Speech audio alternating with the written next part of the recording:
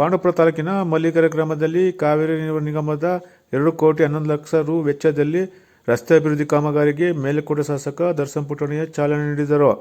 ಈ ವೇಳೆ ಸುದ್ದಿಗಾರರೊಂದಿಗೆ ಮಾತನಾಡಿದ ಶಾಸಕರು, ತೂಬಿನಕೆರೆ ಪಾಂಡವಪುರ ಮುಖ್ಯ ರಸ್ತೆಯಿಂದ ಡಿಂಕ ಮಲ್ಲಿಗೆರೆ ಗ್ರಾಮಗಳ ಸಂಪರ್ಕ ರಸ್ತೆ ಅಭಿವೃದ್ಧಿಗೆ ಚಾಲನೆ ನೀಡಲಾಗಿದೆ ಎಂದರು.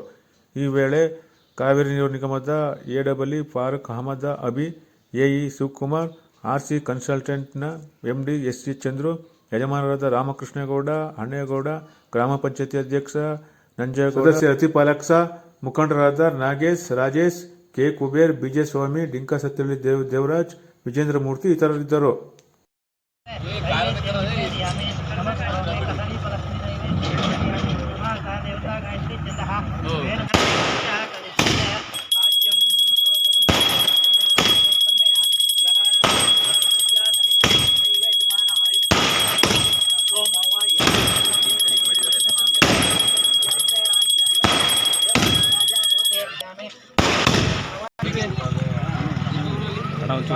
ಸೈಡ್ ಬನ್ನಿ.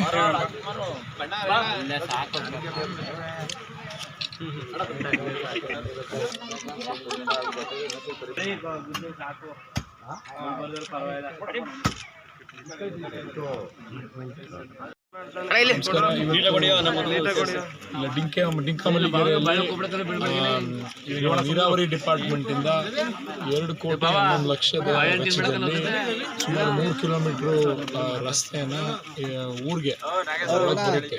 ಅಡ್ ರೋಡಿಂದ ಊರೊಳಗೆ ಬರೋ ತನಕ ಮಲ್ಲಿಗೆರೆ, ಡಿಂಕ ಮಲ್ಲಿಗೆರೆ ತನಕ ಈ ರಸ್ತೆ ಮಾಡೋಕ್ಕೆ ಇವತ್ತು ಚಾಲನೆ ಕೊಟ್ಟಿದ್ದೀವಿ. ನೀರಾವರಿ ಡಿಪಾರ್ಟ್ಮೆಂಟಿಂದ ಮಾಡ್ತೀವಿ ಅಂತದ್ದು.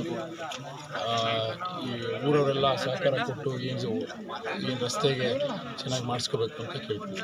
ನಮಸ್ಕಾರ.